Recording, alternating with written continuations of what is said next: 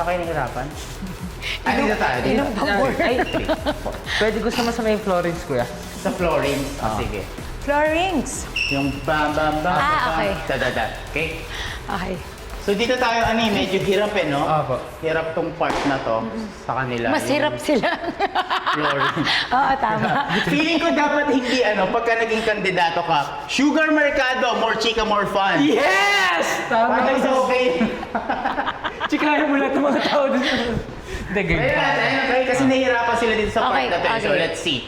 5. Saan That's to, bro? Brisa. Dito ate. 5, 6, 7, 8, and 1, and 2, and 3, and 4, 5, 6. and 7, and 8. Good. 1, 2. Ikot yan. Sa. Okay. For me, siguro kapag training talaga, doon lumalabas yung pagkaano ko, stricto. At kung gaano Nag-iiba edad niya. doon ako talaga nagbabago. Kasi ako, once na work yung ginagawa ko, work talaga ako. Pero kapag wala ako sa work, Laro tayo. kaya ako magpakabata. Kaya ko rin magpakamatanda. Pero Hindi rin. depende talaga sa Bata pa din siya. Depende sa mga lugar. Pwede doon. Pero kung kailangan maging professional, naging professional. Sa naman, sa dancing siya, in fairness kay Jiro, talagang professional talaga. Alam niya yung galaw na tama. Ate, ganun ganun lang.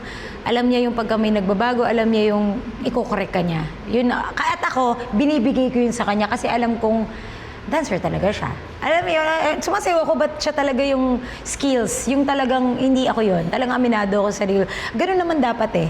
Alam mo, hindi pwedeng magmalaki ka ng hindi mo naman talaga alam. Hindi kayo mag-grow together. Pag And siya rin, matataasan ganun yung din. ego mo.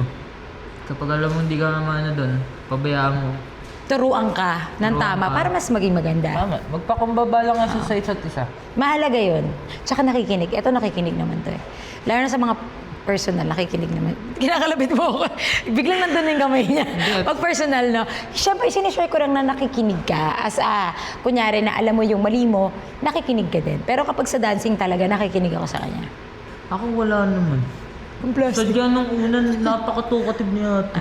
Kasi pagkapasok ko pala sa studio, huy, ikaw pala yan! Ayun lang, hindi ko naman naayawan yun. Actually, kasi kapag walang madaldal sa inyo, tapos parehas kayo introvert, hindi kayo magkakaintindihan. Hindi mo siya, mahihain natin. Parang inaano mo akong bobo ko. Parang hindi mo alam yun Extrovert ka ate? Extrovert. Wala, I mean, hindi naman sa ganun. Like, parang very approachable, ganun. Ikaw yung nag-approach or like, ikaw na lalapitan. Wala naman akong hindi nagustuhan kay ate. Kasi lahat naman ng okay. Gusto ko sa kapartner ko yung ganun. Yung hindi introvert. Kasi ako, hindi ka nang muna, hindi kita papangunahan. Tahimik lang siya, sulok lang siya, ganyan. Pero pag close kayo, Dun. kinakausap naman niya. Bahala ka, kahit may ginagawa ka, kausapin kita. Pag close na kayo, ganyan naman siya. Pero kapag alam na naramdaman ko na hindi ka okay or like may pinagdadaanan, kapag gusto mo mag-isa, bibigyan kita ng Space. space. Wow.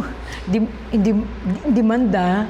Ako naman, lahat naman kasi, parang ako, sabi ko nga, di ba, kapag ayaw mo sa akin, okay lang. Pagka gusto mo, okay lang din.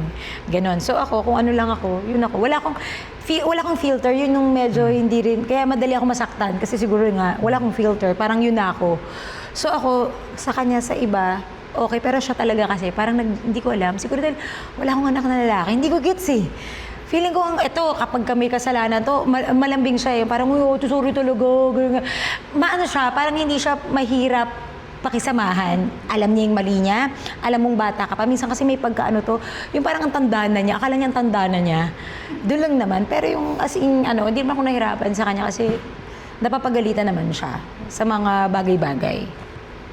Sa sayaw naman, wala namang problema to sa sayaw. Magaling talaga siya.